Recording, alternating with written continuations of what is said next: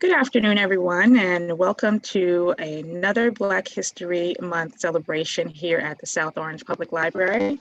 And today, on the last day of Black History Month, we are bringing to you a local author, Dr. Clarencia Newsome-Shade, who is the author of Outspoken, A Daughter's Reflections.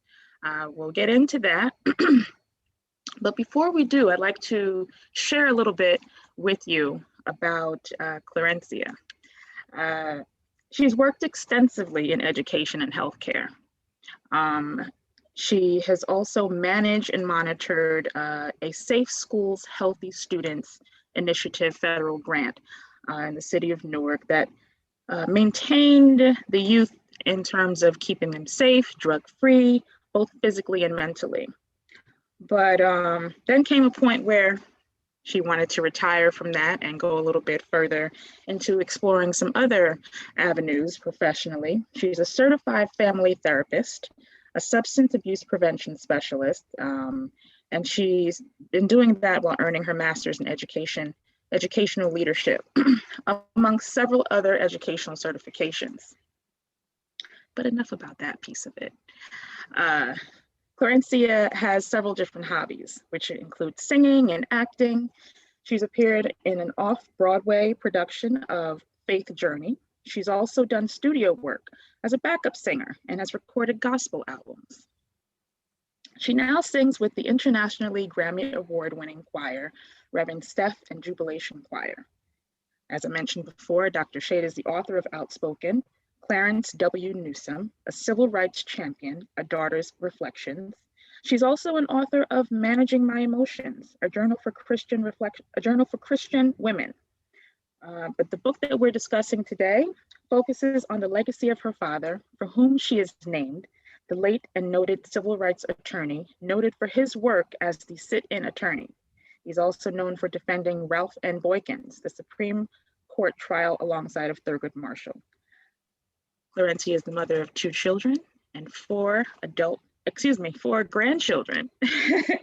Please welcome Dr. Clarencia Newsome-Shade. Thank you. Hi, everyone. It's so good for you to be here and join me on today. I'm very excited, and I can't wait to share with you my story.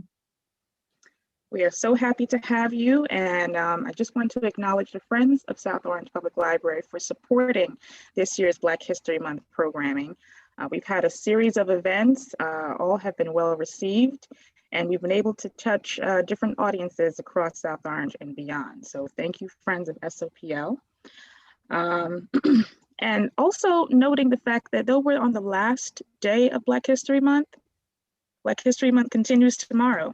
And the day after that, and the day after that, and the week and year after that. It's an all year celebration, okay? The month itself is just an accent. So with that being said, that opens me up to what Black History Month is. And I'm gonna let somebody else in. So what Black History Month is, if you ask anybody, you'll get different answers. What it means, it means something different to everyone. Most will agree that it's an annual celebration of achievements by Black people, particularly African Americans and across the African diaspora. Particularly though, how it relates to Clarencia's book, Outspoken and A Daughter's Reflections. The theme this year for Black History Month is Black family, representation, identity, and diversity.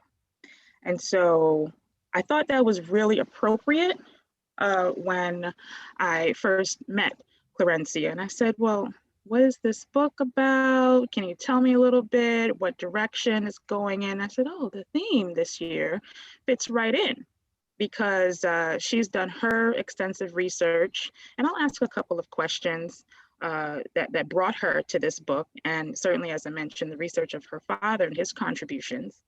So representation, identity, and you'll learn how Clarencia and her father came to be. There's a story behind that. And diversity. Diversity, not for how many might see it, but there's diversity within families. You know, when we talk about blended families, when we talk about adoption, when we talk about just how people are coming together and how they form the unit of family. So diversity in that respect. But I also want to make mention of the very famous Carter G. Woodson. He's responsible for initiating Black History Month. You know, without him, without his focus and him dedicating his life to the research of African Americans and the achievements and contributions, we really wouldn't be here today speaking about Black history and celebrating it, which is why I said it's not just a month, but it's a year-long, every day, every week celebration. So I want to let people know that, because as I said before, everybody's going to have a different meaning behind Black History Month. So thank you, Carter G. Woodson, because without him, we wouldn't be able to talk a little bit today about Outspoken. So Clarencia, yes. Let me first ask you, you know, a lot of people, they read books. There's no secret behind that. But what inspired you? Can you give us a little bit about what the story Outspoken is about first, and then we can get into the inspiration? Absolutely. Well, this project did not start off as a project. This started off as me searching my roots, so to speak. I do not have any memories of my biological father, Clarence Newsome.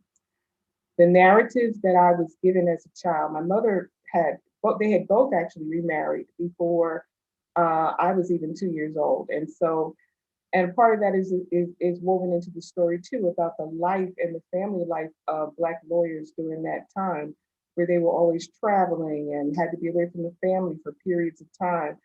And so whatever brought them to the conclusion that, and I have one theory, but I'll get to that a little later, about how they ended up divorcing. I had a stepdad who was the only dad that I knew, and he was magnificent. In the book, I call him Daddy Duncan. Daddy Duncan was every girl's dream of a daddy, and he was my father. Of course, I had heard this narrative and only brief snippets of the narrative that since my name was Newsome, why wasn't my name Duncan like his? And when I went to school, I started signing my name Claire Duncan. And someone in the school system said to my mom, I think we need to talk. And so, make a long story short, I was really trying to, after my mother passed, out of respect for her and my dad, I began to try to expand the narrative. Like, who is this man? I'd only heard that he was a brilliant lawyer and that he died at 36. That's pretty much all I had all these years. And so, content to be in a very wonderful family, off and on I had my struggles about who is he? Am I like him? What would I have been exposed to if he were alive today? And so what started off as a personal journey for me turned into this book because what I learned was shocking and outstanding, and I was extremely proud. And I realized that I guess it was up to me and my older sister, but mainly me, to do more research on his legacy. And so what I learned was that he indeed was a brilliant young lawyer with one of the most famous law firms during the early 60s civil rights movement with Hill, Tucker, Marsh, Martin. There's a number of people who were joined in that law firm, but Oliver, who basically lived to be 100 and was given the Presidential Medal for Freedom, et cetera, that was who he worked with. And although those men were 15 years older than he was right there on the scene when these historic landmark cases were not only filed, but won. And that's how I began to learn of his impact, not only in my life, but by not having him, but also the parallel life that he was living in Richmond, Virginia, taking down Jim Crow laws in the courthouse. And that's where a lot of the, if you've looked at some of the Reconstruction documentaries, et cetera, and so forth, that's where the game was at the time. Nothing wrong with the marching and the protesting, but that early civil rights movement was about the laws, making the laws apply equally to Black people as well as to the white people who really weren't honoring the Constitution. So I'll stop there for a second and we can refocus if you like. No, I think that's great. Let's keep it going. So you mentioned your father passed when he was 36 years old. What did he pass from? That's such an early age, and you were 6. He had the silent killer, hypertension, and his kidneys. I don't know if they were getting medications during that time, but it certainly was not taken as seriously as it is today. People thought, oh, I got a little high blood, or got a little sugar. That's how they used to refer to it. They weren't afraid of it. They thought if they ate right, it would just go away. And he actually went into full-blown kidney failure. And at that time, there was no, or there may have been 1 or 2 in the country, but those machines where they get the transfusions, et cetera, they were still segregated hospitals at that time. And although I was convinced by some people I interviewed that he did get excellent care, there were not the kinds of medical resources there are today. So there he was with malignant hypertension at 36, and he passed away. Mm-hmm. You mentioned the people you interviewed. Who are some of those people? Can you talk about that experience that led you to writing this book? Yes. How they helped contribute to this book? Absolutely. Well, Roots is still part of the reference that I ascribe to, because when I was living in Maryland, I went to undergrad and graduate school in Maryland. And while I was in Maryland and Roots was playing, I got the notion that maybe I had some relatives out there that I didn't know. And of course, I had spoken once when I was around 16 with my aunt, his younger sister, and my grandmother. But having been satisfied that I found them and being 16, that was pretty much all that I really, really paid attention to. It was like, okay, I know they're there. So by the time I had my first child, there was all a deepening kind of curiosity around, well, okay, now I want family history. So I called around to the funeral homes in Richmond and finally struck gold with the funeral home that funeralized not only my father, but several other of family members. And I learned that he was well respected, name is still well known. And so I found my cousins, my first cousins, and I was able to talk with them and share my questions. And I was very, very happy with my eldest cousin, Naomi, who basically told me everything that I needed to know. And so questions, she had some family artifacts, she had, things that my aunt told her. Her mother, having been also deceased early from a heart attack, she was a smoker. And all these things were not considered life-threatening at the time. So people indulged in whatever.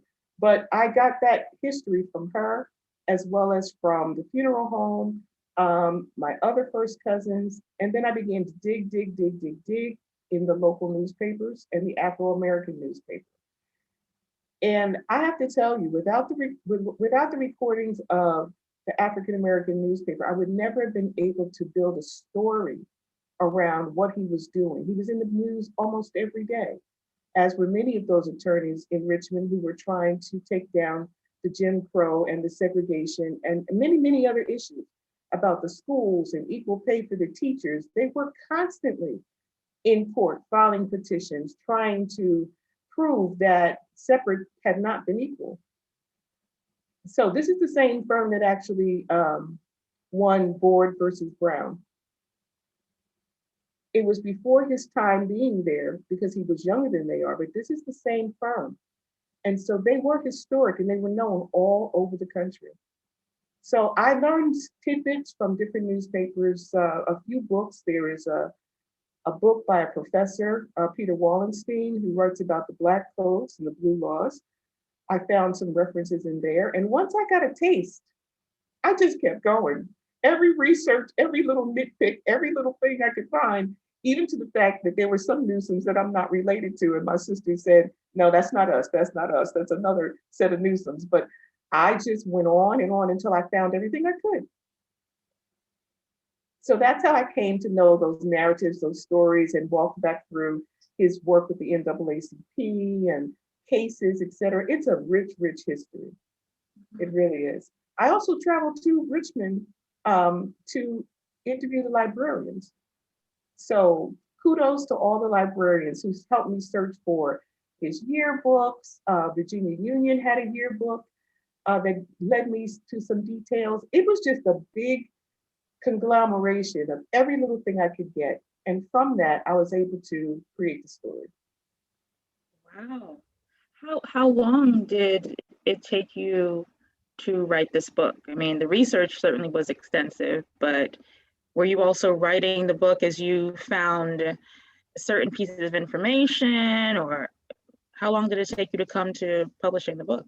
I published the book within 2 years, but that gnawing little thing that would pop up on Father's Day or some other day when I know it was the day he was when he passed, I would always get a little curious about, okay, how much do I know?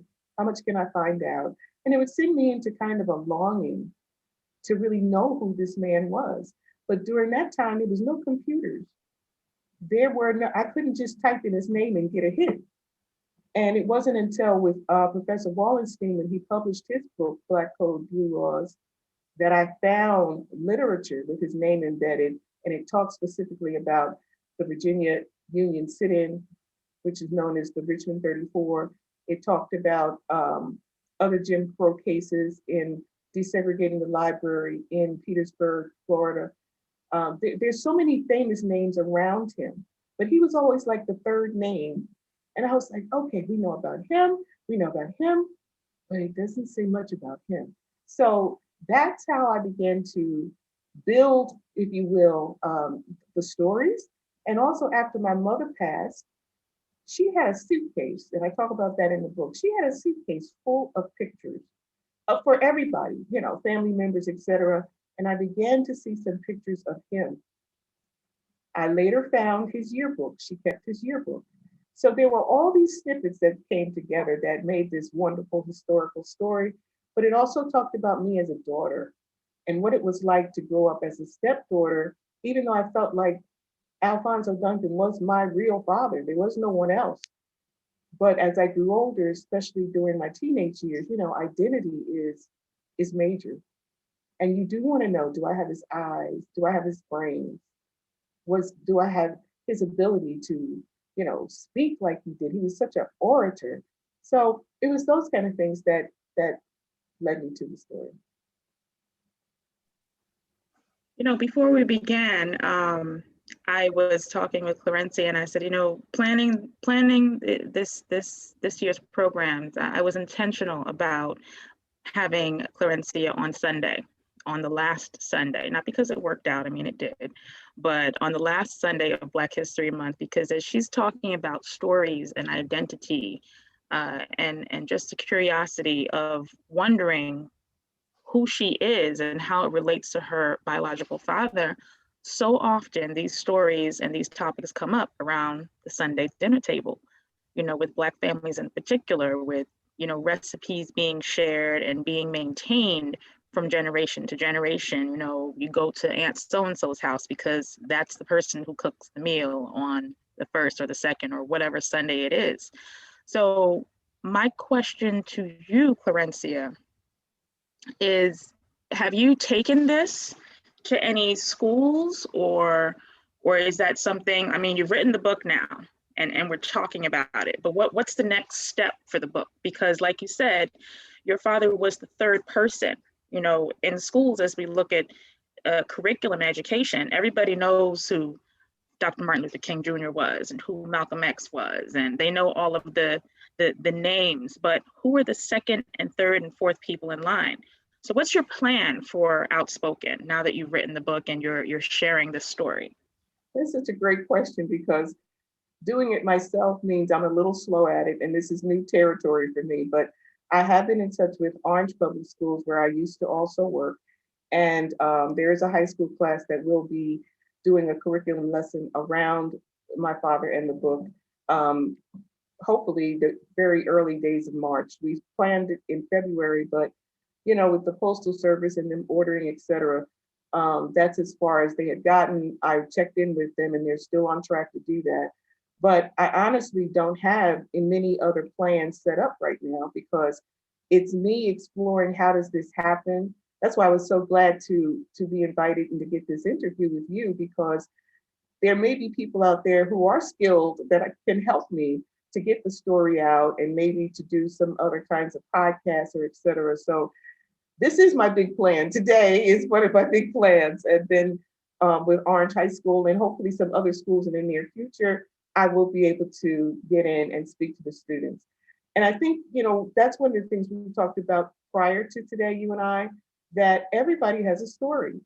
And most of the time we feel our story is either insignificant or it's incomplete, or sometimes we've been given a false narrative that we don't understand the impact of. For instance, I was told, now, and this is in the book, and I'm giving a little bit too much away here, but I was led to believe that my father was a drinker.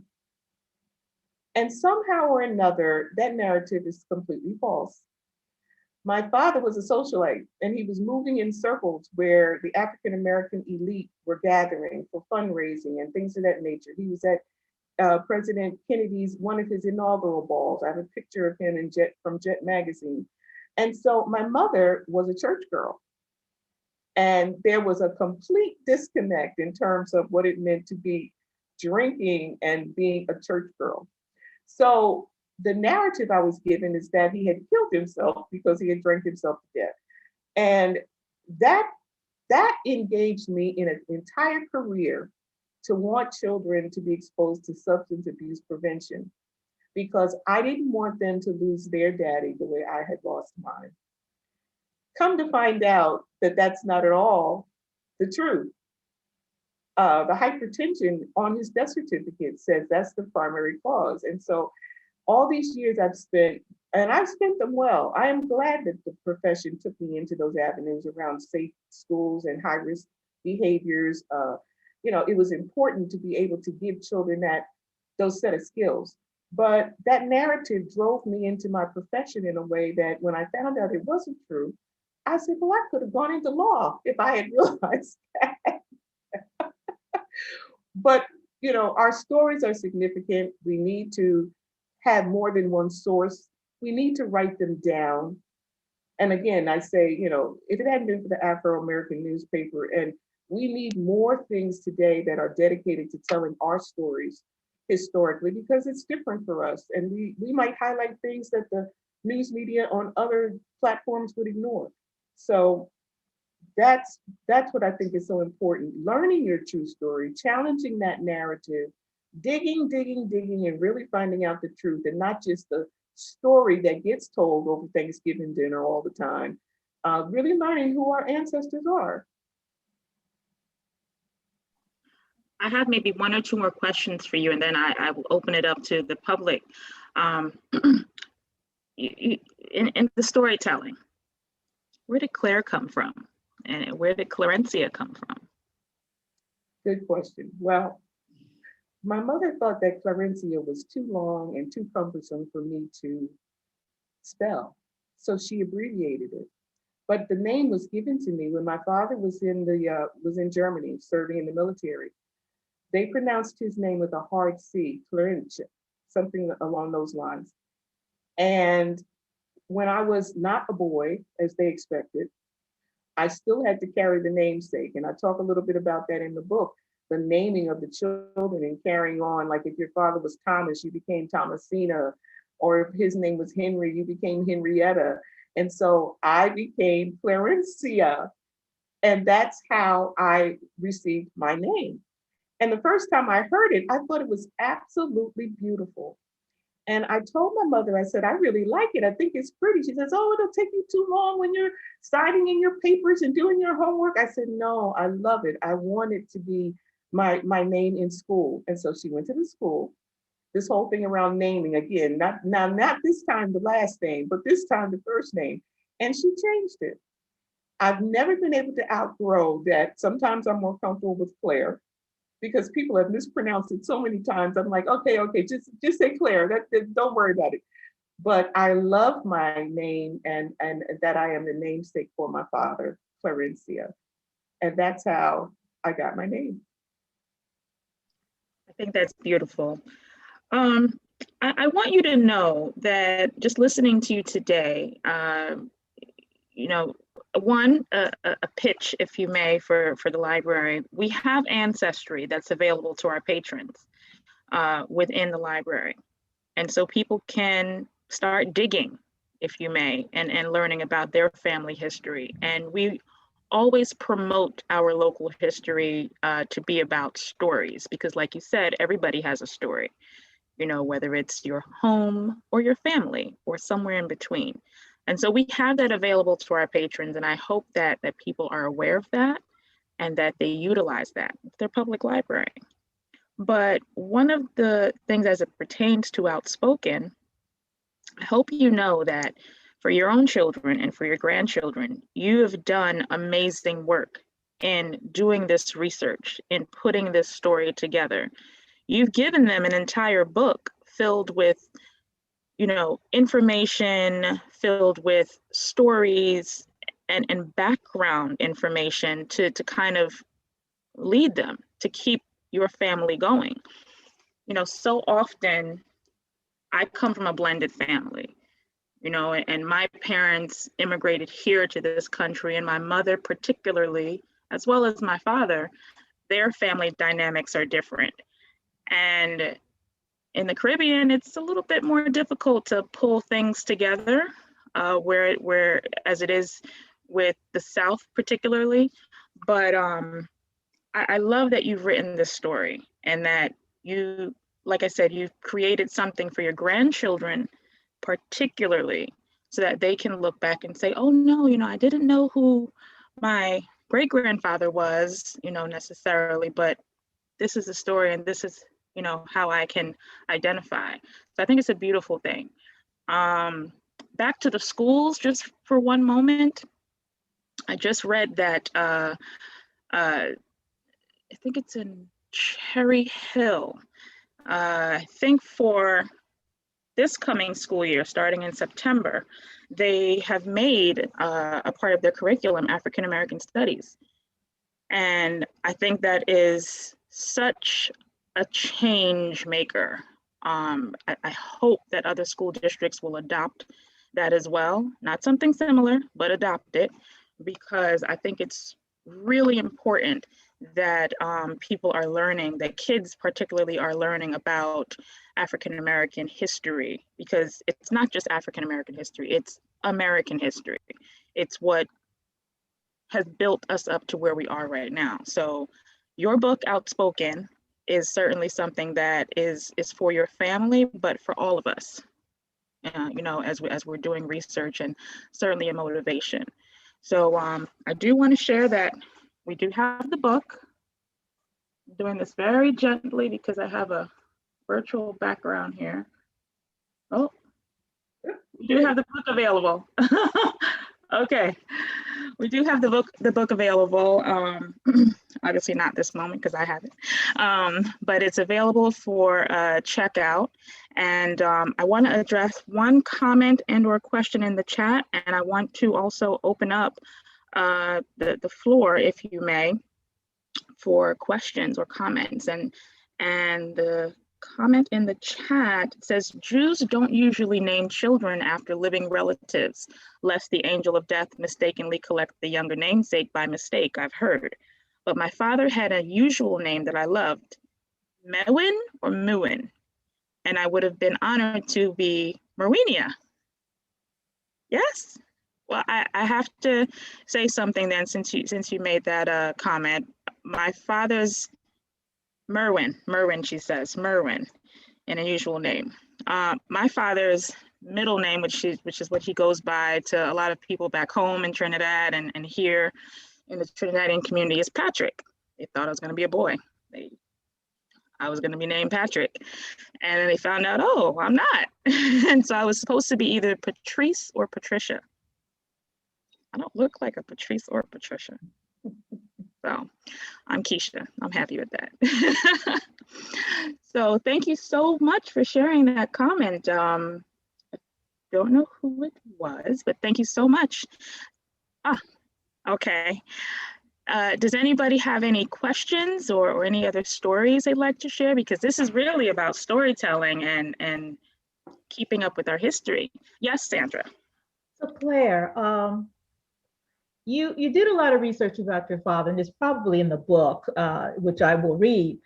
But I mean, you learned a lot. You learned that he was this great lawyer. You learned about his involvement in the civil rights movement. You learned that he was a socialite. What else did you learn about his personality that you can kind of see yourself in him? That's a great question, because being a female, I don't know, we're socialized not to be so outspoken. And I've always been very opinionated. And at a very young age, I was engaging in adult conversation for which I would get popped sometimes because I wasn't supposed to be listening. But not only that, I should never have been commenting. But what's significant is, let me just think about your question there.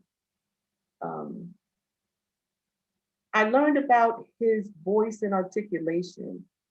So in other words, the reason the book is called Outspoken is because Douglas Wilder, the first Black governor for the United States, was his campaign manager when he ran for city council.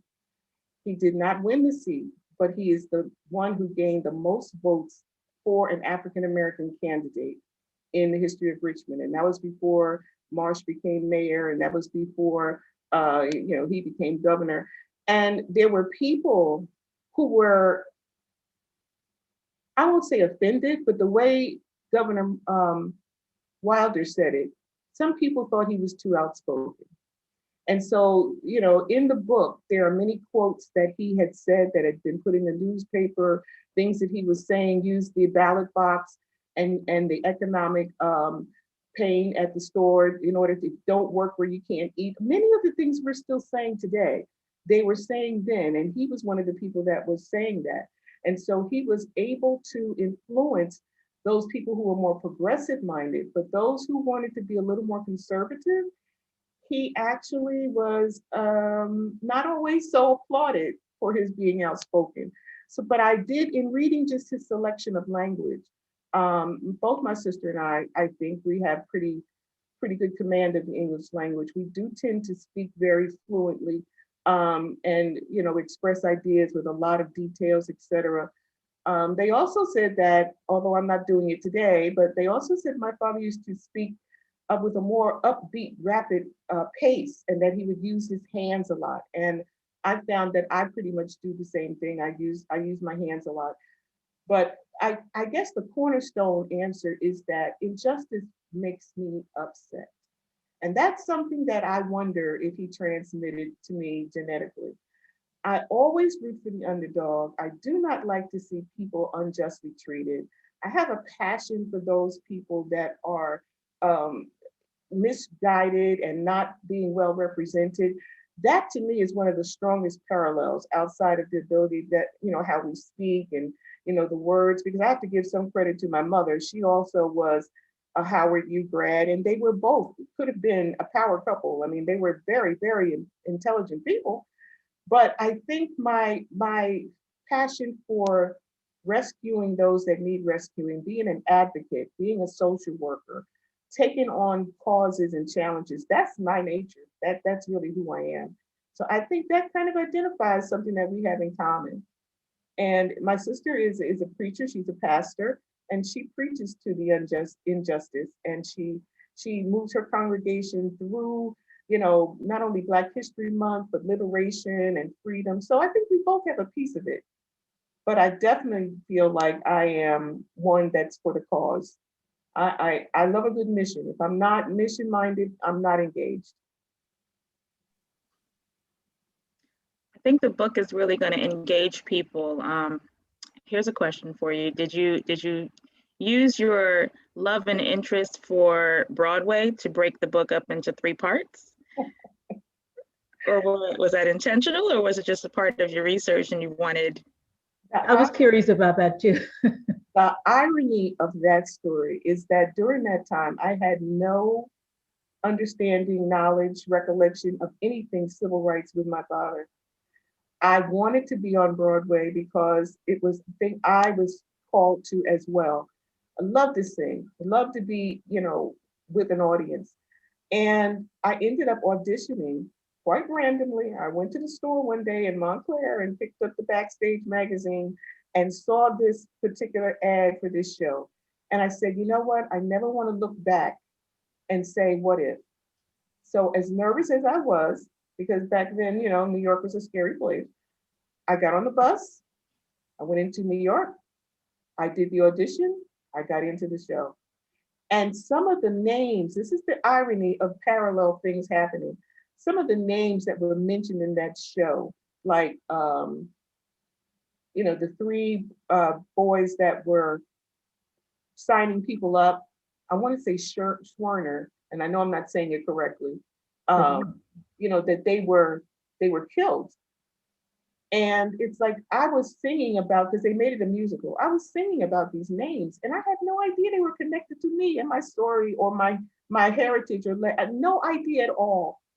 So I put it in there to basically talk about how life finds you, the universe finds you, your story finds you. There I was singing on stage about Faith Journey, which was a journey about not only Dr. King, but the Black church and the roles that they had played in the civil rights movement. And full circle, here I am today. So the story separated out because my childhood, I think, represents a lot of what children go through today when they've lost a parent. There's the grieving, the identity, the not quite sure how to embrace an absent person. There was tension at times if I brought up his name, because as I said, we were a classic, little, good middle-class family, and nobody wanted to go back and remember that time. At least my mother didn't. The other parts of the book are historical, and how, for instance, I saw something on Facebook the other day where they were celebrating the Freedom Riders.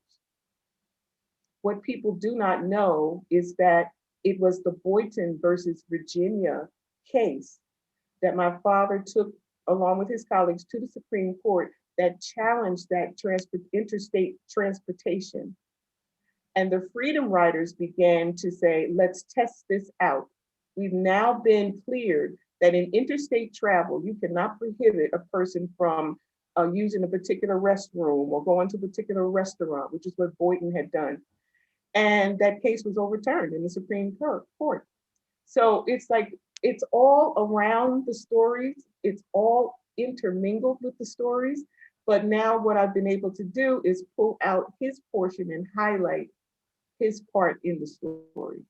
So the Freedom Riders, they took those rides after the Supreme Court decided that interstate travel could not be, a person cannot be accused of trespassing. When the bus stops in a particular area, that person is not subject to those segregation Jim Crow rules. And that's what Boynton had done. He'd gone to the white restaurant instead of the Black restaurant, and they arrested him, said he was trespassing. So the Black history piece, the knowledge and gaining the history and the circumstances that contributed to all these major other movements are woven right through my dad's story. And I'm very proud of that. And it also gives me a sense of responsibility to make sure that I tell the whole truth. Another question. Oh, May I? go ahead, Sandra. So you said it took you 2 years to write this book. I mean, I'm really impressed. How easy or how difficult was it to get it published? It wasn't difficult because I had a person who was my book coach. I self-published. And if anything, that's probably what is taking a little longer to get it out there, because I don't necessarily have the resources or the connections that a major publisher would have to get the story out there in mass. So it's available on Amazon and Kindle, and it's available on all those major book platforms. It's also in the university system if people at the university level wanted to order, but I published it. So I had help doing that. And my book coach helped guide me through that process and filed all the legal paperwork and et cetera. I mean, something like this, a story like this, I think is worth, the platform of a documentary. Because again, we're talking about stories and we're talking about preservation and research and getting the conversation going. I don't know off the top of my head at this very moment what steps you would need to take to make that happen, but I think if you visit your public library, you can probably find out. But I think that's one direction you may consider is a documentary or having this be a part of a 3-part documentary for somebody else.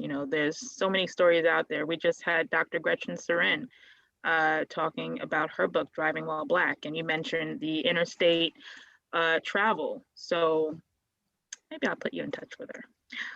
Amazing.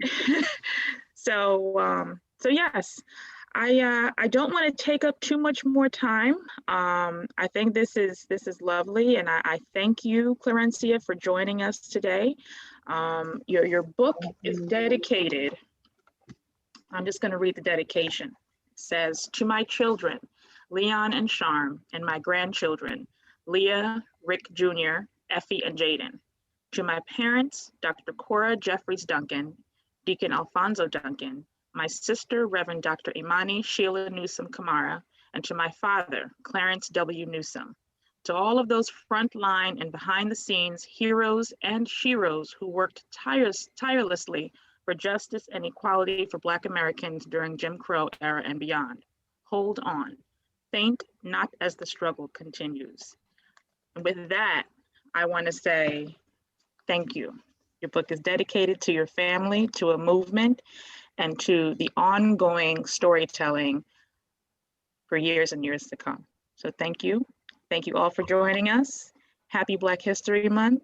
Thank you very much. Today, every month, all year long. Thank Wonderful. you. Thank you so for sharing the much. story with us. Thank you. Thank you for listening. And thank you for allowing me to come into your space today. I appreciate it. Absolutely. You are more than welcome to come on down the streets at SOPL. We're there. So, yes, thank you so much. This has been lovely. All right. I appreciate each of you. We'll meet again, I'm sure. We will. Everyone continue to be well and safe. Enjoy the rest of your day, and we'll see you soon.